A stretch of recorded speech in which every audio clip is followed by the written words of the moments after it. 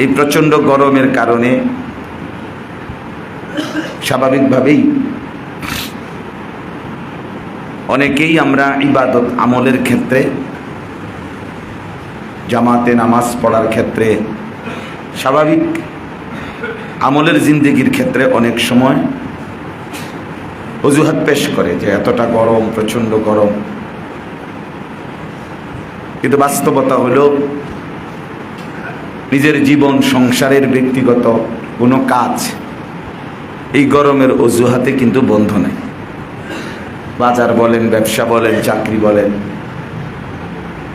দুনিয়াবি উপার্জনের যাবতীয় ফিকির বলেন, কিছুই এই কারণে স্তব্ধ হয় নাই, বন্ধ হয় নাই, সবই চলছে। তাহলে আমাকে যেহেতু জীবনের প্রয়োজনে প্রচণ্ড গরম হলেও দুনিয়াবি সংসারের সব কিছু করতেই হচ্ছে, আখিরাতের ব্যাপারে, নিজের ইবাদত আমলের ব্যাপারে কোনো রকম অজুহাত পেশ করা গরমকে কেন্দ্র করে, মনে রাখতে হবে এটা সরাসরি মুনাফিকের লক্ষণ। কিসের লক্ষণ বলেন? এই গরমকে অজুহাত বানান। হ্যাঁ, গরম আছে, এটা ভাবতেই হবে, যেটা আছে গরম। আপনি তো ঠান্ডা করতে পারতেন না। আবহাওয়া যেমন আছে এমনই, আল্লাহর ইচ্ছা যেমন। কিন্তু মনে রাখতে হবে এটাকে কোনোভাবেই অজুহাত বানানো যাবে না ইবাদতের ক্ষেত্রে, আমলের ক্ষেত্রে।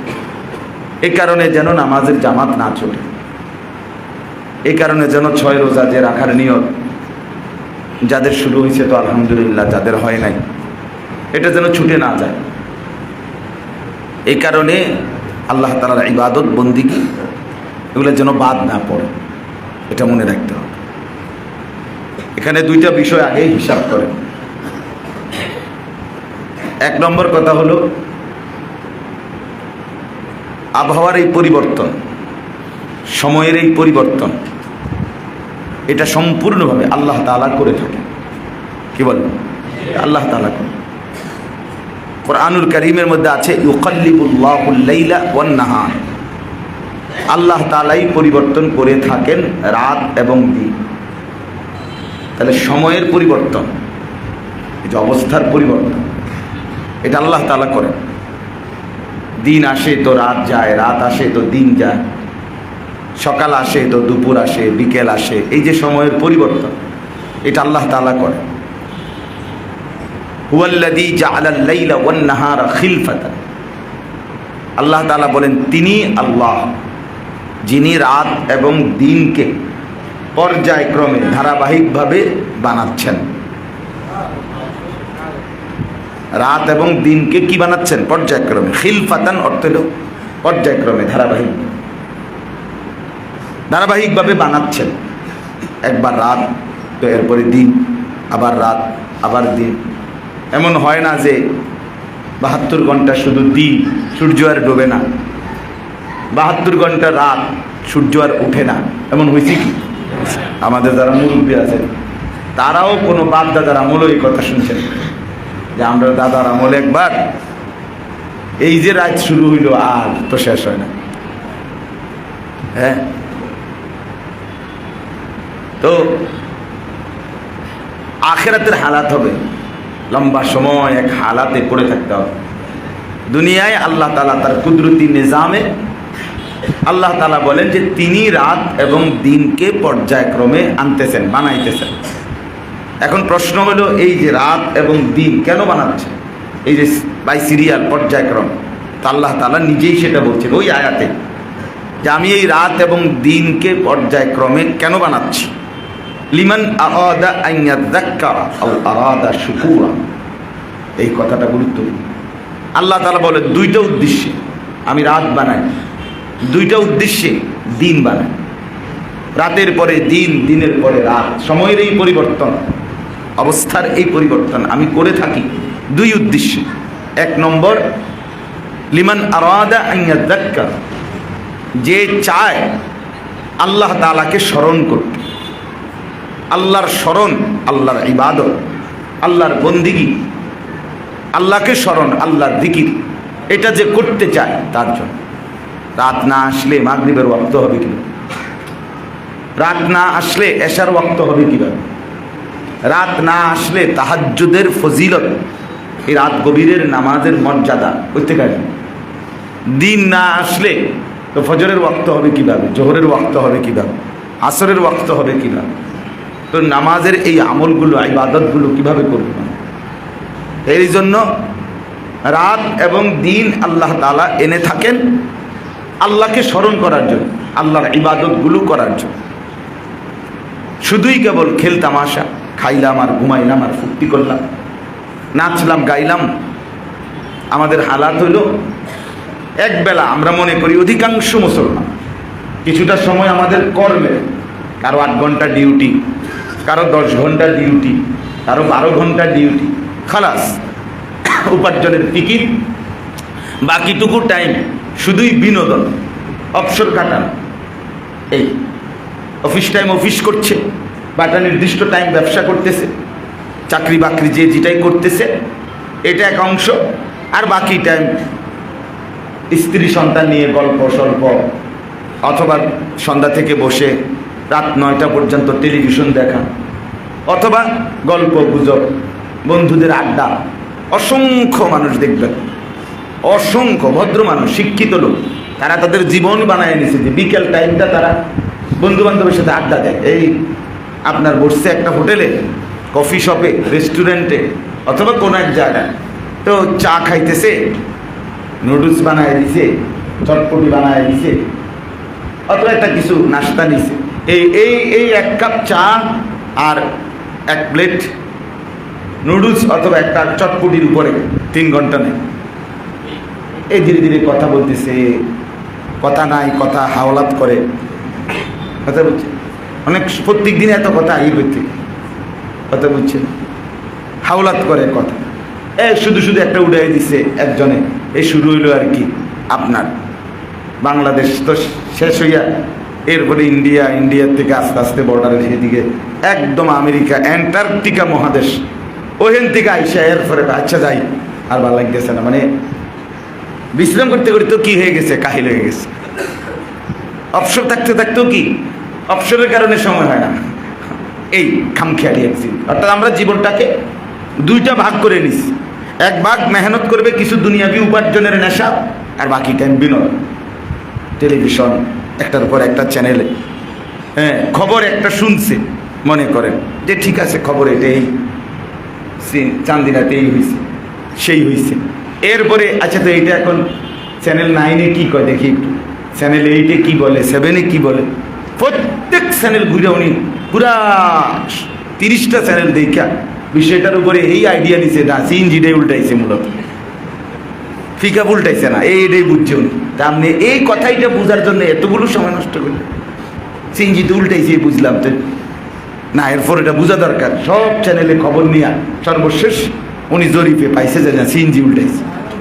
এই যে খামখেয়ালি জিন্দিগি, শুধুই কেবল আল্লাহ তাআলা বলেন বান্দা রাত এবং দিন আমি এজন্য দিইনি, বরং লিমান আরাদা আন ইয়াযাক্কার, যে চায় আল্লাহ তাআলার ইবাদত করতে, আল্লাহকে স্মরণ করতে, আমি তার জন্য দিছিলাম রাত এবং তামাশার জন্য, খামখেয়ালির জন্য।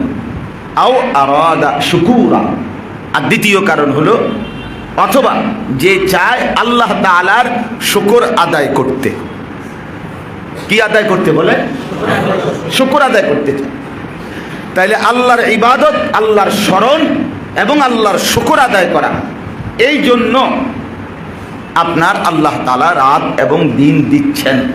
দিন দিলেন আল্লাহ তাআলা উপার্জনের জন্য, তো পৃথিবীটাকেও আল্লাহ তাআলা আলোকিত করে উপার্জনের পরিবেশ তৈরি করে দিয়েছেন। রাত আল্লাহ দিয়েছেন ঘুমের জন্য, তো আল্লাহ তাআলা রাতটাকে কালো চাদর দিয়ে ঢেকে ঘুমের মনোরম পরিবেশ আল্লাহ তাআলাই করে দিয়েছেন। আপনি এই প্রখর রোদ থাকলে, টাটকা রোদ যদি 24 ঘন্টা থাকে, আপনি যত বড় মাতবরই হন, যত বড় কুটিপতি হন, আপনি এসি চালাইয়া, আপনি অন্ধকার বানাইয়া, এরপরে আপনি ঘুমাবেন, কতক্ষণ কুলাবেন? কয়দিন কুলাইবেন? হবে না, হবে না। কৃত্রিম আলো আর কৃত্রিম অন্ধকার দিয়ে প্রকৃত এই আলো এবং অন্ধকারের গুরুত্ব অথবা এর উপকারিতা আপনি নিজে বানাইয়া বের করতে পারতেন। এই জন্য আল্লাহ তাআলার শুকর আদায় করা। শুকর কি? শুকর আদায় করে কিভাবে? এক কথায়, সহজ কথা, যিনি নিয়ামত দিয়েছেন ওই নিয়ামতকে নিয়ামত দাতার মর্জি মোতাবেক ব্যয় করা, এটারে বলে শুকর। শুকর তিনভাবে আদায় করতে হয়। এক, অন্তরে স্বীকৃতি দিতে হয়, উপলব্ধি করতে হয় যেটা আমার আল্লাহ দিয়েছেন। দুই, জবানেও উচ্চারণ করতে হয় যেটা আমার আল্লাহ দিয়েছেন। তিন, আল্লাহ তাআলার দেওয়া এই নিয়ামত আল্লাহ তাআলার পছন্দ মোতাবেক ব্যয় করা। এই তিনটা একত্র হইলে বলে শুকর। একত্র হইল। এই জন্য বললাম, আল্লাহ তাআলা বলেন, রাত এবং দিন আমি বানিয়েছি বান্দা তোমরা যেন আমার স্মরণ, আমার ইবাদত করতে পারো এবং আমার শুকর আদায় করতে পারো। শুধুই কেবল তোমাদের ব্যক্তিগত উপার্জন আর বাকিটা বিনোদন, বাকিটা অবসর যাপন, এইটুকুর জন্য আল্লাহ তাআলা রাত এবং দিন সময়ের এই পরিবর্তন করেন নাই। যেমন ধরেন কোরআনুল কারীমের মধ্যে স্পষ্ট আছে, ইন্নাস সালাতা কানাত আলাল মুমিনিনা কিতাবাম মাওকুতা। এই যে কোরআনের আয়াত, আল্লাহ বলেন নিশ্চয়ই নামাজ সমস্ত মুমিনদের উপরে ফরজ করা হলো কিতাবাম মাওকুতা, ওয়াক্ত হিসাব করে, সময় হিসাব করে। এখন জোহরেরই ওয়াক্ত মানে জুমার ওয়াক্ত, আপনি এখন আসর পড়লে হবে না। এখন আসরেরই ওয়াক্ত, আপনি মাগরিব পড়লে হবে না, হবে না। কিছু অতি বুদ্ধিজীবী আছে, আফসুসের ব্যাপার, এই বুদ্ধিজীবী, ইসলামী বুদ্ধিজীবী নামেও এরা আপনার ইদানিং অনেক মানুষকে দেখি সফরে যাবে, ভ্রমণে যাবে, দূর পাল্লায় কোথাও যাবে, চলমান পথে জোহর আসর, জোহরের ওয়াক্তে একসাথে পড়ায় ফেলতেছে। হচ্ছে সফরে যাবে, সফরে গেলে জোহর আসরের ওয়াক্ত এক হয়ে যায়। আশ্চর্য কথা, আসর মাগরিব এক হয়ে যায়। তাইলে এই জন্য ওয়াক্ত আসা নামাজের জন্য জরুরি বিষয়। ওয়াক্ত আসলেই নামাজ ফরজ হয়, সময় আসতে আগে ওয়াক্ত হয়, এরপরে কি হয়? নামাজ ফরজ হয়। একসাথে বুঝি আপনি যে বাইরে অনেক ঝামেলা থাকবে, পেরেশানি থাকবে, অতএব আমি একসাথে জোহর আসর মাগরিব এশা এসব করে নিতাম নাকি? আমাদের বাংলাদেশের একজন শ্রেষ্ঠ বুজুর্গ আলেম ছিলেন ব্রাহ্মণবাড়িয়ার, অনেক বড় আলেম ছিলেন, হাফেজ হজরত মাওলানা জুবায়ের আহমদ আনসারী রহমতুল্লাহ আলাইহি। অসাধারণ বয়ান করতেন, তার কোরআনুল কারীমের তেলাওয়াত কলিজা ছেড়ে যেত। ওনার কণ্ঠের কোরআন শুনলে মানুষ পাগল হয়ে যেত, এত সুন্দর কোরআন পড়তেন। আমরা অনেক বয়ান শুনছি হজরতের। অসুস্থ ছিলেন, অনেক দিন অসুস্থতার পরে ইন্তেকাল করছিলেন। তো উনি একদিন মজা করে বলছিলেন যে এক ভাতিজা, তার চাচার ঘর আর ভাতিজার ঘর পাশাপাশি। উনি সুন্দর সুন্দর ছোট ছোট গল্প বলতেন। তো রাত্রের 10টা-11টার পরে ভাতিজা শুনতেছে যে চাচায় ঘরের মধ্যে নামাজ পড়ে। এখন একটু পর পরেই চাচা একামত দেয়, নিজে একামত দেয়, নিজে আবার নামাজ পড়ে। কাদ কামাতিস সালাহ, কাদ কামাতিস সালাহ কইছে যে কয়। এখন ভাতিজা খেয়াল করলো যে কিরে একামত তো দিল মনে হয় 5-6 বার, নামাজ যদি পড়ে এশা বা মাগরিব যেটাই পড়ুক, তো একামত দিবে কয়বার? একবার। তো 4-5 বার দিল কেন? একটু পর পর ভাতিজা গিয়ে চাচারে বলছে যে চাচা ঘটনা কি নামাজ পড়লেন যে একটু পর পর কাদ কামাতিস সালাহ, কাদ কামাতিস সালাহ কইলেন, যে কয়বারের এই একামত দিলেন, কি করলেন? তখন ওই চাচা বলছে ভাতিজা, এই যে সকাল ভোরে ফজরের আগে এই সময় যে খেতে গেছি কাজ করতে, আর একটু আগে আইছি, ফজর জোহর আসর মাগরিব এশা কোনোটাই পড়বার সময় পাই নাই, সব দিয়ে এক লগে বাই সিরিয়াল পড়ছি। এই জন্য আলাদা আলাদা একামত দিছি, যে এই জন্য বারবার তুমি কাদ কামাতিস সালাহ শুনছো একটু পর পর। তো এরকম কথা উনি বললেন যে এরকম আপনি আপনার কাজের কারণে আপনি 5 ওয়াক্ত নামাজের বুঝি এক করে ফেলবেন, এটা বুঝি কথা হল। এই জন্য এটা খেয়াল করবেন। আমার বাপ একটা জরুরি কথা মনে রাখবেন, আমি আগেও বলছি, প্রথম দিনও মনে হয় বলছি, আজকেও আবার বললাম, কথার প্রসঙ্গে বললাম, আপনি অবশ্যই কোনো মাসআলা, দ্বীনি কোনো বিষয়ের ফতুয়া, বিষয়টাকে খামখেয়ালি মনে করেন। আপনাদের কাছে অনুরোধ করছি, জানা আমি মোবাইলে পাইছি হুজুর, আমি ফেসবুকে পাইছি, আমি ইউটিউবে দেখছি, আমি অমুক অ্যাপসের মধ্যে দেখছি, আমি অমুক হুজুরের বক্তব্য শুনছি। না, আসলে বক্তব্য শুনবেন ঠিক আছে, দিনই নসিহত, কিন্তু ফায়সালার জন্য আপনি এটা করবেন কিনা না ছাড়বেন কিনা, এটা একটা ফতুয়া যে কোনো বিষয়। এই ফতুয়ার জন্য মনে রাখতে হবে জীবিত সরাসরি মুত্তাকি আল্লাহওয়ালা আলেম হওয়া জরুরি। এক নম্বরে জীবিত মানুষ মানে জীবিত হুজুর, দুই নম্বর হলো সরাসরি তার থেকে নিতে হবে, আপনি আমারে জিগাইবেন আমি আপনারে জিগাবো। আর দুই নম্বর কথা হলো ওই হুজুর যাকে আমি ফতুয়া জিজ্ঞাসা করবেন, ওই ফতুয়া দিবে যে হুজুর, তাকে আপনি আগেই সিলেক্ট করে বের করতে হবে যে সে মুত্তাকি কিনা, তাকওয়াবান কিনা, বলে যা তা আমল করে কিনা, চেহারা সুরতে চলনে বলনে, হ্যাঁ সে দিনদার কিনা। বলে এত কিছু টোয়ানের সময় কি, সময় কই হুজুর? আপনি যে মাছ কিনতে পুরো বাজার করেন কেন, এত সময় পান কই? এই মিয়া বলেন না কেন? আপনি যে সামান্য মূল একালি কিনবেন আপনি পুরা বাজার আটেন কা? ঘটনা কি? সামনে যেটা ফার্মটা লই আনা লাগবেন ফসাও, এত সময় আপনার কই? আপনার যে মূলা কিনতে টাইম আছে, আপনার ফাঙ্গাস 1 কেজি কিনবেন, এটা আবার এত কিছু কি চান? এটা ফাঙ্গাসে না, এটা কিনে না লইয়া ফিরবেন। এটারে যে আপনি পুরা বাজার চান, টিপ দিয়ে চান, কানে ছাড়ি দিয়ে আলগি দিয়ে চান, বেটারে 13 বারে জিজ্ঞাসা করেন, 1 নম্বর নি ফাঙ্গাস, তো ফাঙ্গাসে বেটা 6 নম্বরে আইব করতে গেটে। ফাঙ্গাস কি আর তেলাপিয়া হয়ে গেছিনি? কথা বলেন না কেন? তেলাপিয়া কি আর ফাঙ্গাস নি? তো এটা আপনি কি চেক করেন? তা আপনি এই সময় যদি বলি আপনাকে বারে ভিতরে কি কনডাক্ট করলে কথা কন, এটা জিনিস সাইয়া নিতে না, আপনি এটা লইলে লইব, এটা বলবে কি না বলেন না কেন? তো এইখানে আইসা যদি এটা হয় তো আখিরাতের বিষয়টা আপনার বিষয়, এই আমল আপনার বিষয়, প্রতিটা ফতোয়া আপনার জন্য, এটা তো খামখেয়ালি বিষয়। কুলিল্লাহু ইফতিকুম ফিল কালালা, কোরআনে আছে যে আল্লাহ বলেন আল্লাহু ইফতিকুম, আল্লাহ তোমাদেরকে ফতোয়া দিচ্ছেন। ফতোয়া সিদ্ধান্ত দেওয়া দ্বীনি বিষয়ে, এটা সরাসরি আল্লাহ বলেন আমি দিচ্ছি। রাসূলুল্লাহ সাল্লাল্লাহু আলাইহি ওয়াসাল্লাম ফতোয়া দিতেন, যেটা আল্লাহ তাআলা বলেন আমি দিচ্ছি, রাসূল দিচ্ছেন, এতটাই স্পর্শকাতর গুরুত্বপূর্ণ বিষয়। খামখেয়ালি যে কোনো কারো কাছে হুজুরে বেটা সাদওয়ানে বইয়ে রয়েছে, সামনে হুজুরের একটা মশলা কনছে, আমারও কিছুটা আইডিয়া আছে, তারপরেও আপনাকে একটু জিজ্ঞেস করতে চাই, এটা শুদ্ধ মারেন ধর্মিয়া, আপনি শুদ্ধ মারেন কেন? আপনি জানলে আবার জিজ্ঞেস করেন কেন? এটা নিয়ে বলার ঢং, এটা বলার কোনো স্টাইল হইল মিয়া? আমারও জানা আছে, তবে আপনাকেও একটু ওভার শিওর হওয়ার জন্য এটা জানতে চাচ্ছি। মানে একটু শুদ্ধ বললেই মনে করে যেন বহুত পণ্ডিত। আমিও অনেক কিছু বইপত্র পড়াশোনা আমারও আছে, 3-4টা বই পড়লেন, বাংলা 4টা অনুবাদ করলেন আপনি, সুলেমানিয়া বুক হাউসের একটা বই পড়ে আপনি ইসলাম বুঝে, তা আমরা এই 30 বছর ঘাস কাটলাম। কথা বলেন না? আপনি ওষুধও দেন, আপনি আলহামদুলিল্লাহ যেহেতু আপনি কোরআন হাদিসের বিষয়টাও 2-4টা বই পড়ে বুঝে ফেলছেন, তো ডাক্তারকে চিকিৎসা এটাও তো মাশাআল্লাহ আমরাও বুঝি। মাথা ব্যথা হইলে একটা নাফা খাইলে সারে, পেট ব্যথা হইলে পেটে অসুখ হইলে ফ্লাজিল আর একটা গ্যাস্ট্রিকের ট্যাবলেট আর আপনার 2টা ওর স্যালাইন, তো কমপক্ষে এতটুকু চিকিৎসা চালাই নেন যে ভাই যাদের পেটের অসুখ এটার জন্য আর ডাক্তারের কাছে কেন যাইবেন? তো ছোটোখাটো বিষয়টা আমিই বুঝি, ফ্লাজিল 2টা খাইবেন আর ওর স্যালাইন খাইবেন, এরকম চিকিৎসা করেন না যে আপনার কেমন কন্যা নিটা কন্যায় দেখেন। তাহলে যে বিষয়ে যিনি অভিজ্ঞ, ওই বিষয় সম্পর্কে যার জ্ঞান আছে, তার কাছ থেকে বিষয়টি বুঝে নেওয়া, জেনে নেওয়া, এটা কি জরুরি কিনা বলেন না? অবশ্যই জরুরি।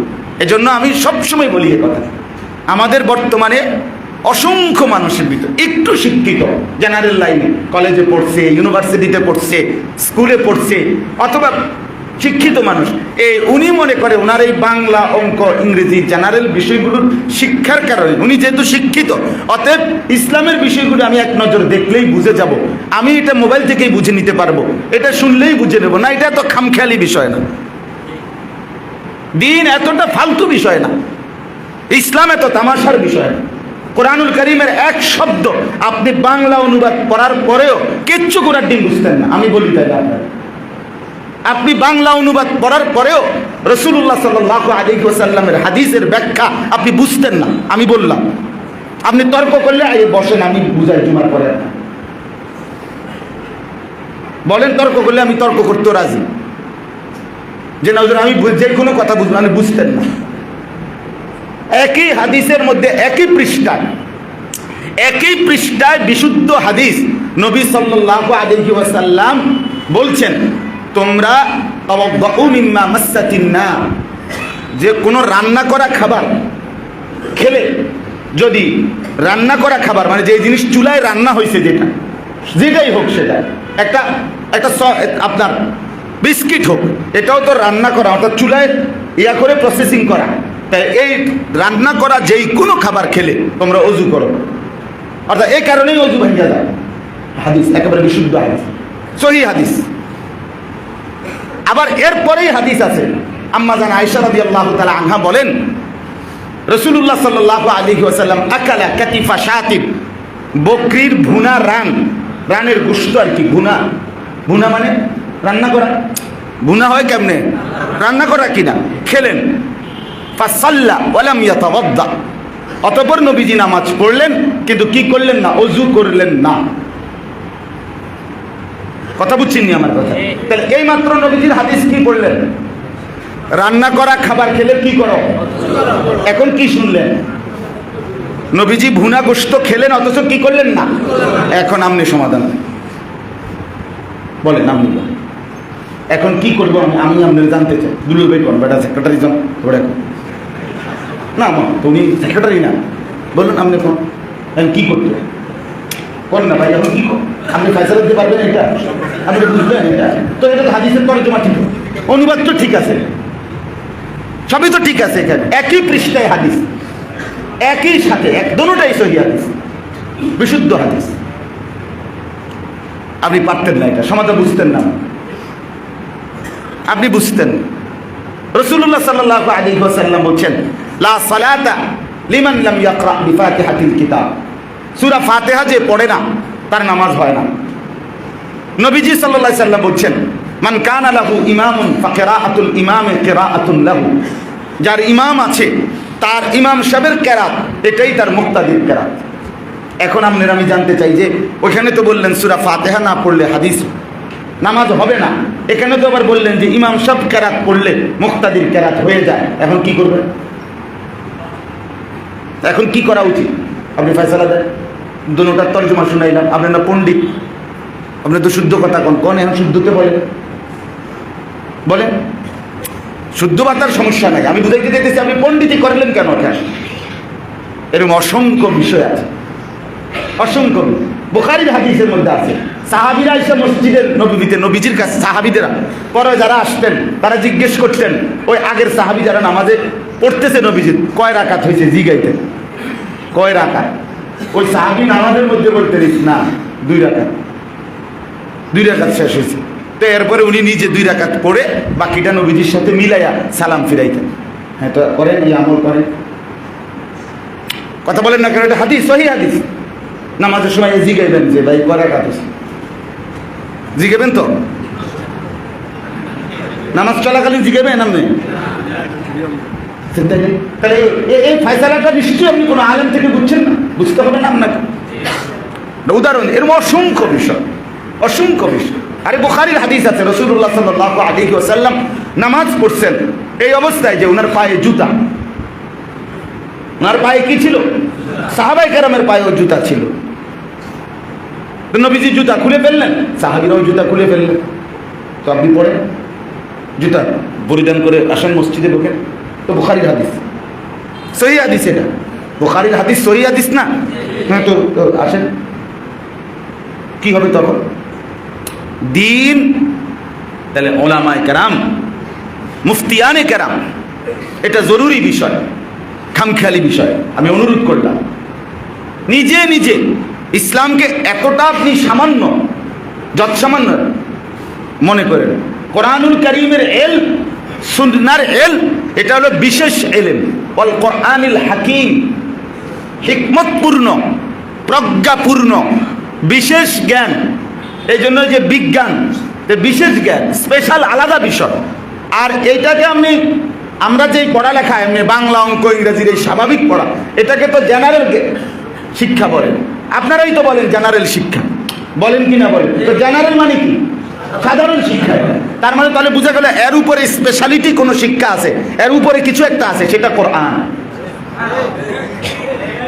সেটা কি বলেন না কেন? হ্যাঁ হ্যাঁ, ওইটাই স্পেশাল।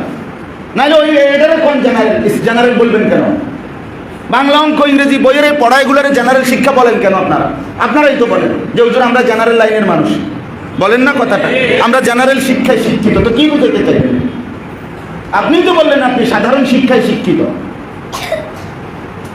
কোরআন এবং সুন্নাহ এটাই ইমানদারের কাছে স্পেশাল জ্ঞান, বিশেষ জ্ঞান। অতএব এটা জরুরি বোঝা দরকার। দিন জীবন্ত, সরাসরি মুত্তাকি, জীবিত সরাসরি মুত্তাকি।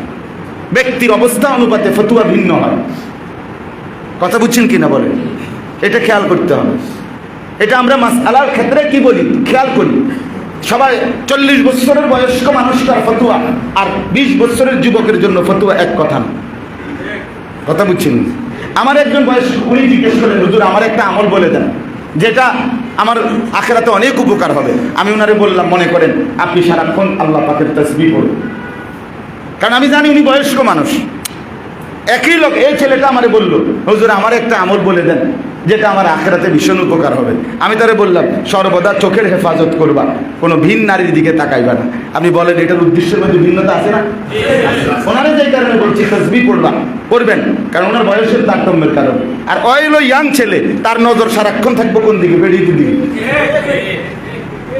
স্বাভাবিক, আমি হেইতেরে কইটা তোমারে কইটা মানে বুঝাই না। তাইলে বলার উদ্দেশ্য কি? অবস্থার ভেদে, ব্যক্তির অবস্থার ভেদে আপনার কি হয়, সিদ্ধান্ত ভিন্ন। তাহলে ফতোয়া এটা শুধু কেবল মোবাইল থেকে দেখে, ফেসবুক থেকে দেখে, ইউটিউব থেকে দেখে, বাংলা অনুবাদ পড়ে আপনি বুঝতেন, আপনি বুঝবেন না। একই ডাক্তার, FCPS, একই মেডিসিন বিশেষজ্ঞ ডাক্তার, উনি যদি এই 1 ঘন্টার ভিতরে 20 জন জ্বরের রুগী আপনি রুগী দেখে, আজকেই দেখছে, একই সময়ে একসাথে বাই সিরিয়াল আপনি 20 জনের প্রেসক্রিপশন নিয়ে দেখেন, যদিও সবার রোগ সেম, জ্বর ঠান্ডা কাশি লাগিয়া রয়েছে, এবং উনিও একই বিষয়ের ডাক্তার, মেডিসিন বিশেষজ্ঞ ডাক্তার, কিন্তু 20টা প্রেসক্রিপশনের ঔষধ জীবনও এক হবে না। তাইলে ডাক্তার বয়স লেখে কেন? আগে জিগায় কেন? আপনার ওষুধ না দিবেন, আমার বয়সের কি দরকার? কথা বলেন না। প্রথমে এটা জিগায় কেন? ওই যে বয়স নামটা লেখেই আগে কি জিগায়? বয়স বাধ্যতামূলক জিজ্ঞাসা করে কেন? বাচ্চাদের ডাক্তার, শিশু ডাক্তার বাধ্যতামূলক বাচ্চার ওয়েট নামাইবা কি করে না? চিকিৎসা করেই না টোটাল।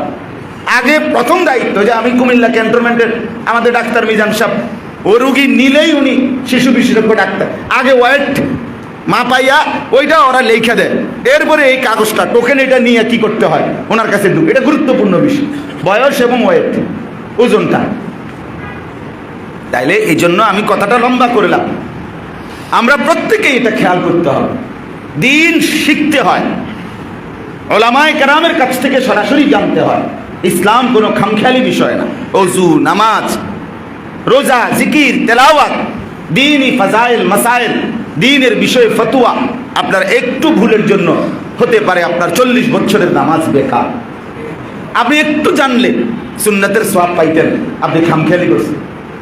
নামাজে একামত যখন দেয়, তখন একামত অবস্থায় নামাজের মধ্যে দাঁড়াইয়া এইভাবে হাত রাখা, এমনি ধরে রাখা, এটা সম্পূর্ণ সুন্নাতের খেলাফ। সুন্নাত হইল নবী সাল্লাল্লাহু আলাইহি ওয়াসাল্লামের হাত দুই দিকে ছড়াইয়া রাখা একামত চলাকালে। তো মনে করেন এটা কি খুব ভারী কোনো কাজ ছিল? এই কামটা কি খুব কঠিন কোনো কাম ছিল? কিন্তু আপনি যদি এটা জানতেন, বুঝতেন, তাহলে আপনি সারা জিন্দেগি সুন্নত আদায়ের এই সওয়াব পাইতেন না? তো নামাজের মধ্যে যদি পিছন দিয়া দুই পাও কিছুক্ষণের জন্য উঠে যায়, এই পায়ের তালু দোনোটাই যদি উঠে যায় নামাজের মধ্যে, তো মনে করেন সেজদা দিতে গিয়ে দোনো ঠ্যাং উঠে গেছে, আপনার নামাজ বাতিল। সৌ সেজদা দিলেও হবে না। কিয়াম ছুটে যাওয়া, নামাজের দাঁড়ানো ছুটে গেলে ফরজ কি হয়ে যায়? ছুটে যায়। আর ফরজ বাদ দিলে, ফরজ যদি কারো ছুটে যায় তাহলে সহু সেজদা দিলেও হয় না। ওয়াজিব ছুটে গেলে কি দিতে হয়? বুঝছেন না মনে করেন? তো আপনার নামাজটা হলেও নি, তো হয়েছে না। তাহলে আপনি কেমনি বুঝবেন? আপনি দিন শিখতে হবে, আবার দেখাইতে হবে, আবার দেখাইতে হবে। আমার বাপ, এখানে শুধুই কেবল ভদ্রতা অথবা শুধুই কেবল লুকোচুরি অথবা শুধুই কেবল নিজেকে অহংকার, যা এগুলো ছোটখাটো বিষয়, এই সমস্ত বিষয় হুজুরদেরকে আর জিজ্ঞেস করবে কে? এটা করে নিলেই তো হলো, জি না করে নিলেই হলো না। কথা বলেন না কেন? এটা করে নিলেই হলো না, এটা দিন, এটা গুরুত্বপূর্ণ। এটা অজু হোক, সামান্য অজু না, অজু সামান্য না, আপনি অজুকে সামান্য মনে করেন না। রাসূলুল্লাহ সাল্লাল্লাহু আলাইহি সাল্লাম বলেন, বান্দা যখন অজু করে তো অজুর প্রতি ফোঁটা থেকে তার গুনাহগুলো আল্লাহ রাসূল বলছে ঝরে পড়ে। তাইলে হাত্তা মিন তাহতা ইতফারি আদফারিহি, তার আঙ্গুলের নখের, এই নখের মাঝ দিয়েও আপনার গুনাহ ঝরতে থাকে। আমরা খামখেয়ালি মনে করছেন? রাসূলুল্লাহ সাল্লাল্লাহু আলাইহি সাল্লাম বলেন, যে ব্যক্তি গরমে ঠান্ডায় সর্বাবস্থায় ভালোভাবে অজু করে, কষ্ট হলেও ভালোভাবে অজু করে, ইসবাগুল ওযুএ আলাল মাকারি, প্রচন্ড শীত ঠান্ডার মধ্যেও কষ্ট করে অজু করে, রাসূল সাল্লাল্লাহু আলাইহি সাল্লাম বলেন যে আল্লাহ তাআলা তাকে যুদ্ধের ময়দানে মুসলমানদের সীমান্ত প্রহরা দিলে যেই নেকি, ওই নেকি দান করে। এই যে বিজিবি বর্ডার গার্ডের যেই দায়িত্ব, সীমান্ত প্রহরার, মুসলিম সীমান্ত প্রহরার সওয়াব দান করি। আমি এটা ছোট মনে করে ফেললেন অজুটারে। রাসূলুল্লাহ সাল্লাল্লাহু আলাইহি ওয়াসাল্লাম সাহাবীদেরকে বললেন, কিয়ামতের দিন আমার উম্মত হবে সবচেয়ে বেশি এবং আমার উম্মতের প্রত্যেক সদস্যকে আমি চিনব। আমার ইমানদার উম্মতকে আমি কি করব? চিনব। সাহাবীরা জিজ্ঞেস করলেন, ইয়া রাসূলুল্লাহ, আপনি আপনার এই কোটি কোটি মানুষের মধ্যে আপনার ইমানদার উম্মত আপনি কেমনে চিনবেন? রাসূলুল্লাহ সাল্লাল্লাহু আলাইহি ওয়াসাল্লাম বলেন, আমার উম্মতের ইমানদাররা নিয়মিত যে ওযু করত, এই ওযুর জায়গাগুলো ওযুর কারণে কিয়ামতের ময়দানে একবারে মণি মুক্তার মতো উজ্জ্বল হয়ে, আলোকিত হয়ে ঝলঝল করতে থাকে। আমি সেটা দেখে দেখে চিনব। এটা আমার গোররাম মুহাজ্জালিন বিআথারিল ওযু। তো ওযু খামখেয়ালি, কতগুলো ফজিলত এটার সাথে সম্পৃক্ত। এটা কি শিখতে হয় না? বলেন কয়জনে শিখছেন? বলেন ইনসাফের সাথে বলেন। একজন হক্কানি আল্লাহওয়ালা আলেম থেকে ওযুটা দেখাইতেন যে হুজুর আমার ওযুটা একটু দেখেন। আমি তো আল্লাহর কসম করে বলি, আজ থেকে 5 বছর আগেও, 4 বছর আগেও, 3 বছর, এখনো প্রতি বছর, এখনো এই বয়সে আইসাও প্রতি বছর আমার খুলনার হযরত, বাংলাদেশের অন্যতম একজন বুজুর্গ আরিফ বিল্লাহ হযরত মাওলানা মুফতি নুরুল আমিন সাহেব হযরতের কাছ থেকে সরাসরি আমরা ওযু শিখছি, এখনো শিখতে থাকছি, এখনো শিখতেছি, এখনো শিখতেছি। হযরত তার খানকায় সরাসরি বিভিন্ন মাহফিলও অনেক সময় বালতি আইনা, রুমাল দিয়া শরীর ঢাইকা, মানে এ সাইডে ঢাইকা বালতি দিয়ে আইনা ওযু করে মগ দিয়ে ডাইরেক্ট দেখায়, ওযু করে দেয়, শেখায় যে ভাই এটা শিখতে হয়, দিন শিখতে হয়। যেন যাই হোক, আমি ওই কথা থেকে চলে গেছিলাম যে আল্লাহ তাআলার শুকর আদায় করা, আল্লাহ তাআলার দেওয়া নিয়ামত আল্লাহ তাআলার মর্জি মোতাবেক ব্যয় করা, এটাকেই বলা হয় শুকরের প্রকৃত কি হাকিকত। অর্থাৎ শুকর আদায় করলেন কিনা আপনি, এটা বোঝা যাবে আপনি বিড়ি খাইতে খাইতে, সিগারেট খাইতে খাইতে, টেলিভিশনে চাইতে চাইতে আরেকজনরে বলতেছেন, গপ মারতে মারতে, আল্লাহ তাআলা দিছে আমারে ভাই, অনেক কিছু দিছে, আল্লাহর রহমত, আলহামদুলিল্লাহ, আলহামদুলিল্লাহ। বিড়ি খাই না আলহামদুলিল্লাহ, সিগারেট খাই না আলহামদুলিল্লাহ, তো তামাশা করলেন, এটা রবের সাথে এটা তামাশা করলেন, আল্লাহ তাআলার দেওয়ার সাথে এটা আপনি মস্কারি করলেন, এটা ইনসাফ হইল? আল্লাহ তাআলা আমাদেরকে বুঝ দান করেন। তাইলে ওই আবার পেছনের কথায় আসেন। আমি বলছিলাম যে কথার থেকে শুরু করছিলাম, সময়ের যে কোনো হালাত, প্রচণ্ড গরম এখন, এই কথার থেকে গেছিলাম আমি।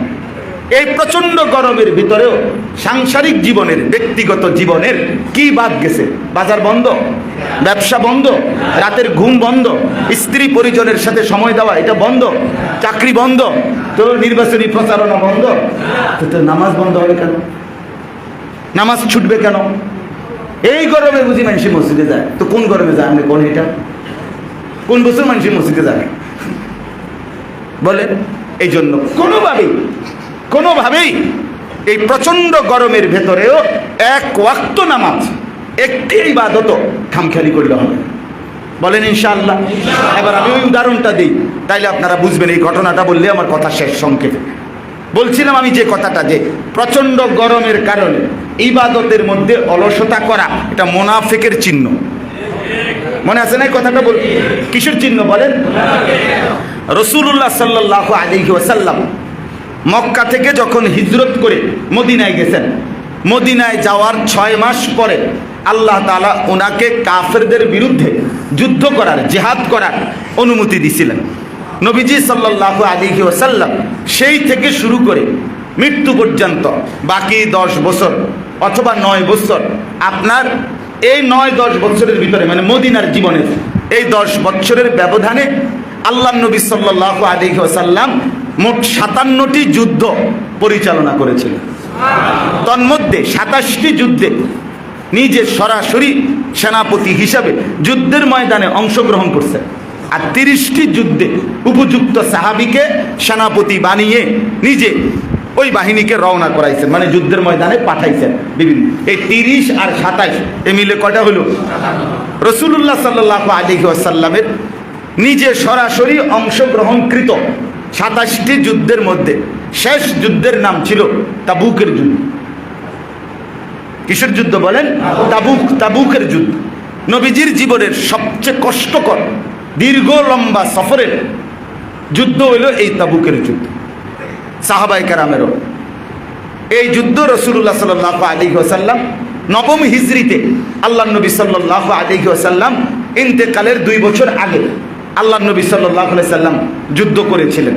ওই রোমের খ্রিস্টান বাহিনীর বিরুদ্ধে যুদ্ধ করার জন্য তাবুক নামক এলাকায় গেছে। এখনো সৌদি আরবে ওই তাবুক নামেই আছে, ওই অঞ্চলটা এখনো কি আছে, এই নামেই এখনো, এটার নাম তাবুকে। আমি এই রমজানের ওমরায় ওই তাবুক থেকে লোকজন, আমাদের বাংলাদেশি প্রবাসীরা অনেক সাথী, প্রায় 15-20 জন আসছিল। আমরা, আমার শায়েখ আল্লামা মুফতি মুশতাকুন নবী কাসেমি এবং আমি একসাথে ছিলাম। আর দাওয়াত দিতে আমরা ওখানে যাইতাম বয়ান করার জন্য। তো পরে আর সময় মিলাইতে পারি নাই। ইনশাআল্লাহ ওয়াদা দিছি যে হজ্জের সফরে গেলে এবার, তখন বলছি ওনাদের ওইখানে যাব তাবুকে। তো শায়েখ আগেও গেছেন, আমার হযরত আগেও গেছেন তাবুকে। তো বলতেছিলাম এই তাবুকের যুদ্ধে আল্লাহ নবী সাল্লাল্লাহু আলাইহি ওয়াসাল্লাম মদিনায়, ওই যুদ্ধের অনেক দূর, অনেক, আপনার মদিনা থেকে এখন বর্তমানে প্রায় 1000 কিলোমিটারের কাছাকাছি, 800-র উপরে হবে কিলোমিটার। তো এই এত লম্বা পথ, এই দীর্ঘ পথ, এখন তো সৌদি আরবে 700 কিলোমিটার, 800 কিলোমিটার, 1000 কিলোমিটার, এখন খুব বেশি কিছু না, কারণ সেন্ট্রাল এসি গাড়ি, আপনার বাসা বাড়ি, রাস্তা অনেক সুন্দর, ছেড়ে দিলেই গাড়ি চলতেছে। এটা কিন্তু আজ থেকে 1400 বছর আগে, কথা বুঝছেন কিনা বলে, আজ থেকে 1450 বছর আগে এসি ছিল, গাড়ি ছিল, সেই সময়কার কথা।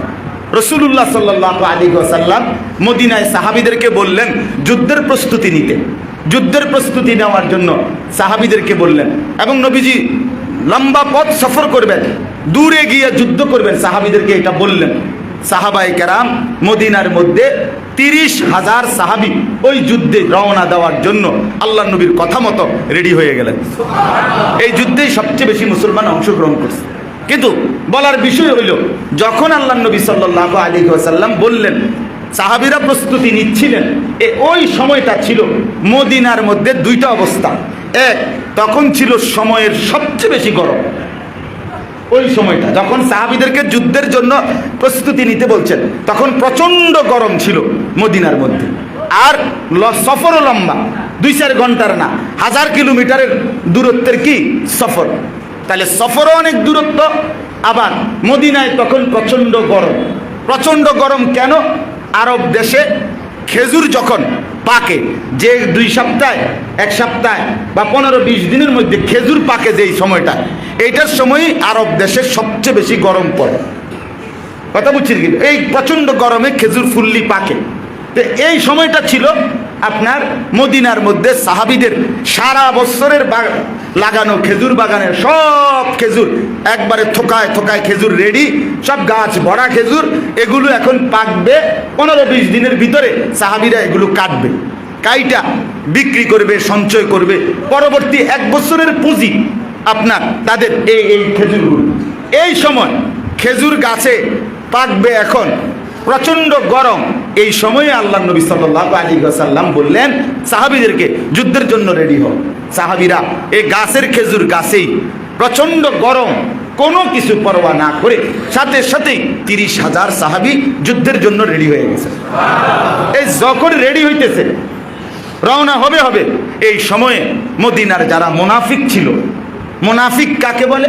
ইউদহিরুল ইসলাম ওয়া ইউবতিনুল কুফরা। মুনাফিক বলে যে মুখে বলে আমি মুসলমান, কিন্তু অন্তরে তার বিরোধিতা, ইসলামের বিরোধিতা, এটাকে লুকাইয়া রাখে। আচ্ছা কম তো লাগে কি আপনি না করলেন, আপনি পরিষ্কার, আপনি ভালোই চলবেন, অন্তে আপনি সদ্যবদ্ধ আরে মারত না, কথা কতে লাগলে তো কম তো লাগে।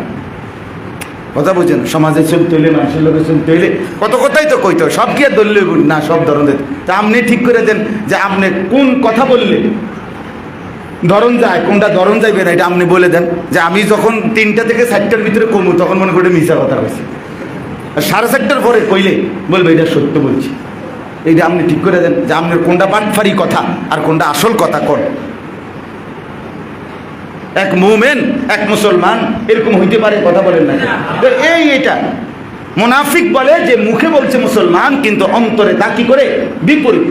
তো এরা এই মদিনার মধ্যে যারা মুনাফিক পরিচয়ধারী মুসলমান, এরা হাইটা সাহাবীরা সব রেডি হইতেছে, ঘোড়া রেডি করাইতেছে, যুদ্ধের অস্ত্র শান দিতেছে, এটা হুলস্থুল চলতেছে না মদিনার।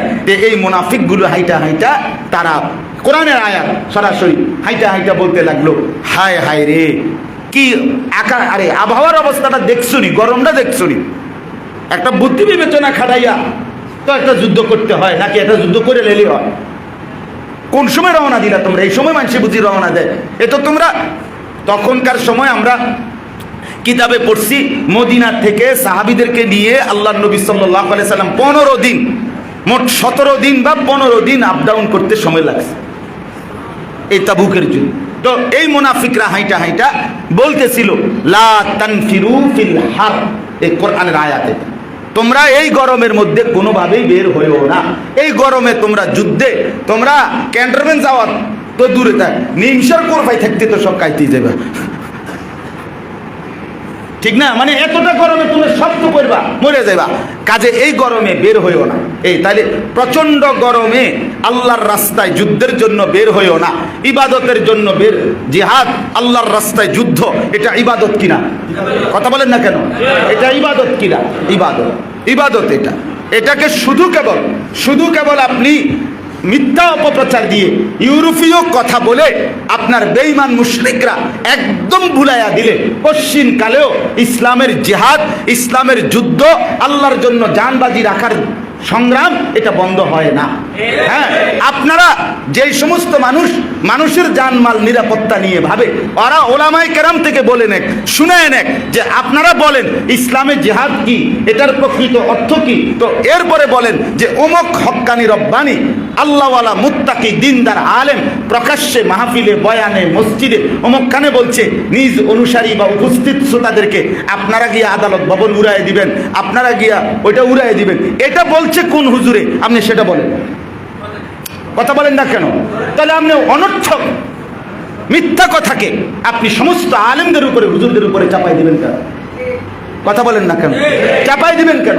এটা অন্যায় কথা। তাহলে এই জন্য আপনার এই মুনাফিকরা বলল যে গরমের মধ্যে তোমরা বের হইও না, এই শেষ কথাটা হইল। তখন আল্লাহ তাআলা কোরআনুল কারীমের মধ্যে এই মুনাফিকদের